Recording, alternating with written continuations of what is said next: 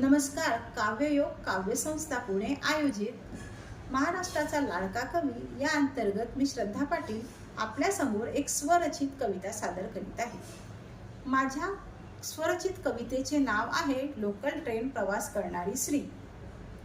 झाली सुरू घाई गडबड, झाली सुरू घाई गडबड, उठून ती सूर्याच्या लवकर.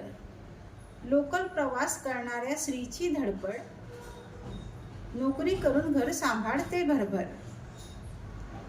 मुलांची शाळेची तयारी करून आवरा आवर घराची सांधून, देवपूजा स्वयंपाक सारे उरकून, घेते टिफिन पाणी बॉटल हाताशी बांधून. धावती लोकल ट्रेन पकडते पळून, लोकल मध्ये गर्दी असते भरून. नाश्ता बनवूनही कधी कधी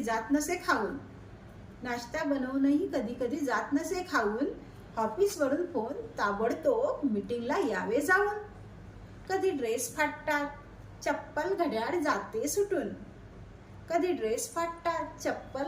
जाते सुटून, गर्दीत कधी कोणी हळूच वस्तू घेते लुटून. ब्रेसलेट बांगडी नेकलेस क्लिप जाते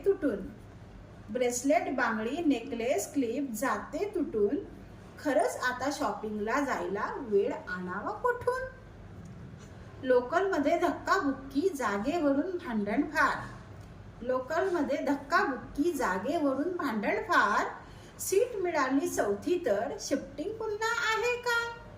आजूबाजूला अजून सांगा दुसरे कोणी उतरणार काय, कारण पुढच्या स्टेशनवर मैत्रीण माझी चढणार आहे.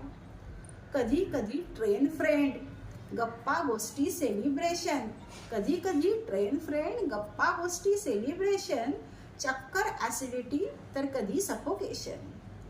लोकलने झाला उशीर तरी साहेबांचे झाले सुनावणे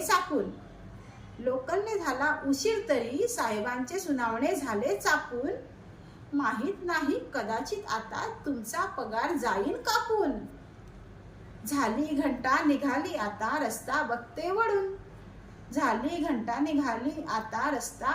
वळून.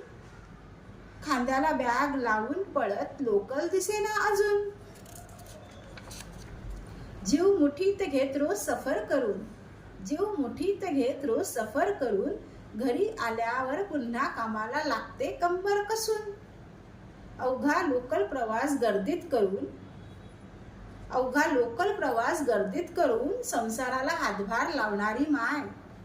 शोभे तिच्या कर्तृत्वाला खरोखरच लाख लाख सलाम.